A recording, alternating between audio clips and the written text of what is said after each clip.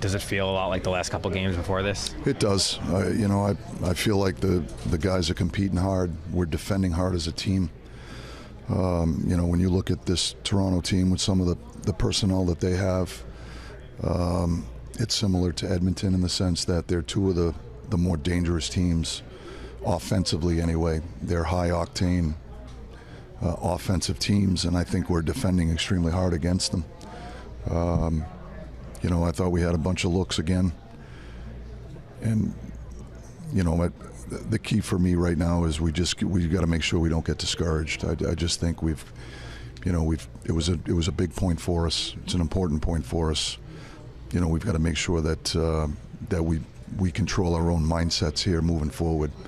I think their intentions are in the right place. We're trying to get traffic at the net.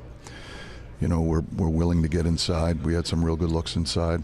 I thought the power play had a bunch of good looks. I do believe that these guys are going to score. It's a similar feel the last couple of games. How do you guard against the discouragement or any feelings of frustration? Well, we just talked to the players about it. The easy route is to be discouraged. But the right route and the hard route is to make sure we just get more determined. And we'll build on the positives. And there's a lot to like about our game. It's a conscious choice that we all make on what our approach is going to be, and I know our guys are going to make the right one. Is there, more that you feel like you could see from them on offense, or do you feel like it's just a matter of just finishing? It's a fine line.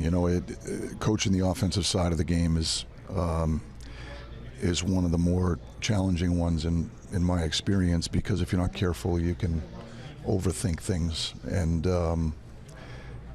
then you got to be careful you don't get in the way of their instincts. So we're trying to give them the latitude to act on their instincts and trust their instincts out there. These guys are talented guys, and we're just going to support them and encourage them through this process. If we continue to defend hard, the positive is that how many 5-on-5 goals have we given up in the first 6 games? We're defending hard. I think we're a much stingier team. There's a semblance of structure in all 3 zones that I think is very evident to the coaching staff, and as a result, I think we're controlling the not only the quantity of chances we're giving up, but the quality also, and that's a credit to the players and their buy-in and their commitment to play defense. From a discipline standpoint, this has to be pretty pleasing for a coaching staff too. Yeah, I obviously we'd like to get better results. I feel like they're in a lot of ways. I feel for the guys because I don't think they've got rewarded yet for their efforts, and I believe they will. We believe they will as a coaching staff, and that was the discussion that we had with them. You mentioned earlier about going into the greasy areas. When guys get discouraged, a lot of times they start trending towards the periphery. Your team doesn't do that. Is that at least something that you can take, that they're still going hard to the net? Yeah, I think if you want to score in this league, you only have to look at the goals that are scored on the highlights every night, and how goals are scored in this league. Their first goal. Most of them are from the inside, right? And so, I think our team is showing a willingness to get to the interior of the rink, which is something that we've preached from day one. And getting to the blue paint, making the sight lines for the goaltender difficult, creating that next play opportunity. And I believe that our guys have the right intentions there.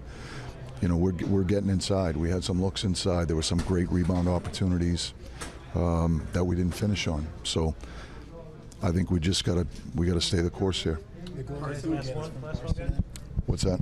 The goal you do get is from Parsonen, and it's exactly what you're talking about on the inside. So, what did you see from him in terms of, he's sat out for the first 5, and he comes in and gets a goal for you? Yeah, it's a huge goal. Obviously, helps us get a point, which is an important point for us against a really good team. So, I thought Pars played well. I thought Noah Labusline, had a solid game tonight. The first period was tough because half the period was special teams, and it took some guys out of the ability to play.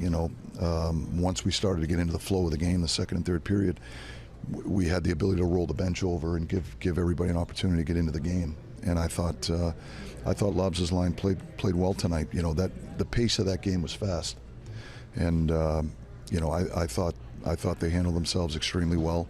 They get a huge goal for us. You know, that's just an example of their willingness to get to the inside, and it's a huge goal. So I was happy for Parse, and hopefully that'll be something that will help his confidence moving forward, and you know, we'll go from there. But I thought Parse had a good game for us. And you also you tweaked the top two lines. You flip-flopped Cooley and Laugh. I mean, your thinking there and what you saw afterwards. Well, we just felt like we were at the point where we had to maybe affect a little bit of change. You know, sometimes change for the sake of change might help a little bit. And so we just felt, you know, Will's is obviously a different type of player than Laugh. I think he has a willingness to get to the net front. You know, Mika and Bred have the ability to, you know, to play that give and go game and make plays. But, you know, once again, it's not easy to score from the outside unless you've got somebody at the net front willing to make the goaltender's life difficult.